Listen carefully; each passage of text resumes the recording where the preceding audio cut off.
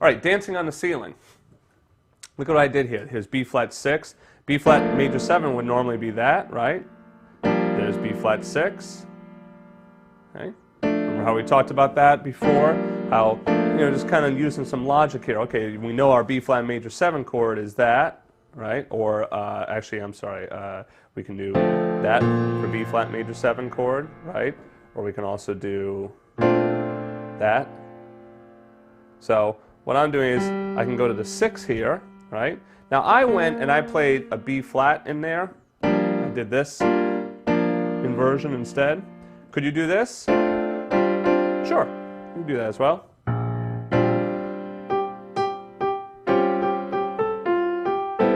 Actually, that might even sound better.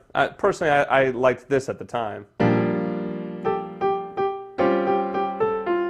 Then your A minor 7, then D7 flat 9, and I also flatted the 13. Then G minor 7, C7. Now, see what I did here? I can just do that.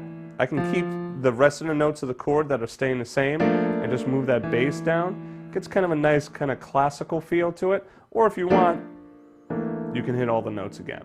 Your choice. All right, all the things you are. Pretty basic. Okay.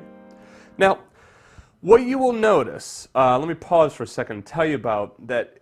You'll notice that a lot of times when you're trying to do these chords that the melody might be very, very close or conflict with that left hand. That's when you can play the melody up an octave like I did on My One and Only Love. Okay? Because it's really written here. Obviously not going to be able to do that. And you can't bring the chords too low because, then they start sounding really... Can't do that. So you can play the melody up an octave. You can also just kind of like get out of the way of your chords.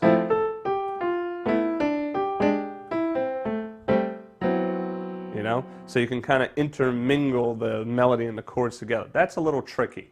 But a lot of times if you change the key or you play the melody up an octave, that's okay. All right?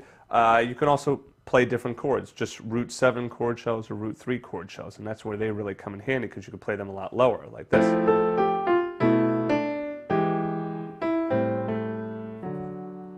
Doesn't have that nice full rich sound, but it still gets the job done.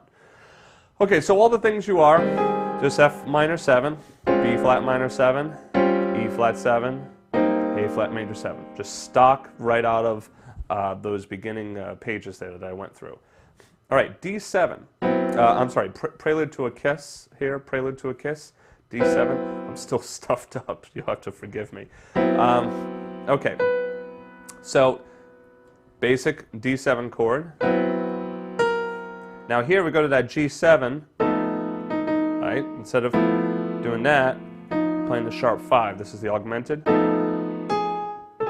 C7, F major 7.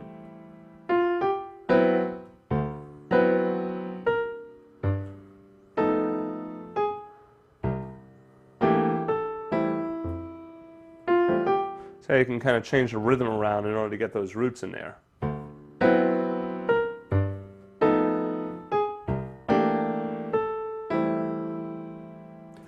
Now, when Sunny Gets Blue, the last one here, D major 7, the E minor 7, right? F sharp minor 7, B7. I took out, now this is the sharp 9 in here, okay? I didn't put in any flat 13s or anything because I wanted to just keep it nice and open. Look what I'm doing here for my E minor 7. I'm not doing the, the E minor 7 chord like that or like that. I'm just playing fourths. Just root the 11th and the flatted 7th. Now you might say, well, wait a second, there's no third in there. Yeah, that's right. You don't necessarily have to put the third in there. You can kind of let the ear fill that in itself. Or if you really want to, you do that. Now check this out. This is interesting. I'm going to try and play this so I can get out of the way here. It's nice to get some motion in between these chords. Okay? It's what we call inner voice motion. Now the outer voices, if we think soprano, alto, tenor, bass, right? The outer voices are the soprano singing the melody and the bass right down here, you know, taking care of the root motion. The inner voices are the alto and tenor voices. Okay? So here we have that like top note moving up, and then this note right in here, the ninth, I move to a flat 9. So I just changed the chord to an A7 sharp 11, and then I went to an A7 sharp 11, but then I put the flat 9th in. Now look at what I'm doing to make this chord. This is not your typical, you know, dominant chord like that. I replaced the 13 with the sharp 11. Okay, so I have the 7th, the 3rd, the 9th, and the sharp 11th of A7. And then I'm just moving down there. I keep all the other notes the same. I just move that one note down. And I have to do this with my left hand. Oops.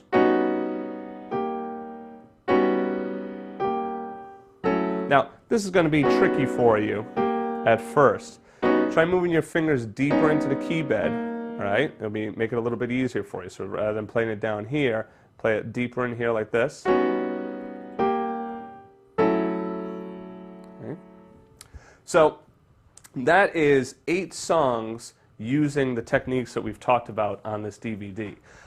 These rootless chord voicings are, I mean, they really change your playing dramatically, because then you can use this in a group. This is what you would probably want to use in a group, but in addition to that, you can start to, like I showed you before, start to use them even in your solo playing as well, okay? So, you know, yeah, you could do like, let's see here, like if I did Blue Bossa. Oops, sorry, what the heck am I doing here?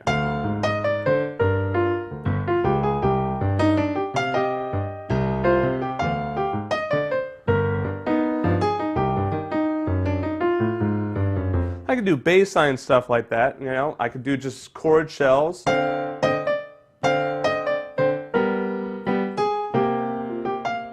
it sounds nice to throw in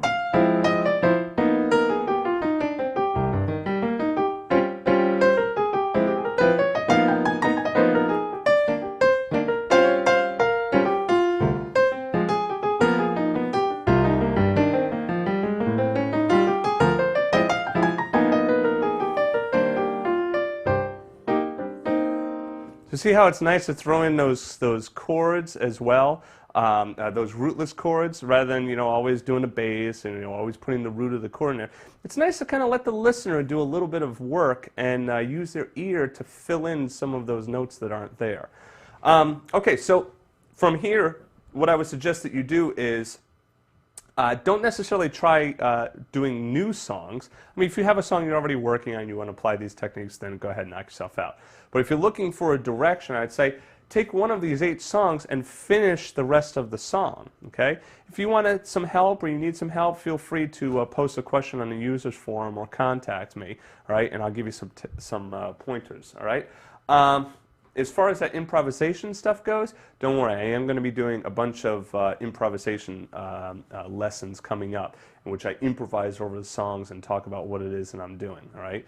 Once again, I won't be playing the melody, but I will be playing an improvisation. So if that's what you're looking for, stay tuned. That is coming very, very soon. Okay, in the next chapter, I'm going to do a bonus section on the blues and applying these rootless chords to the blues. So stay tuned.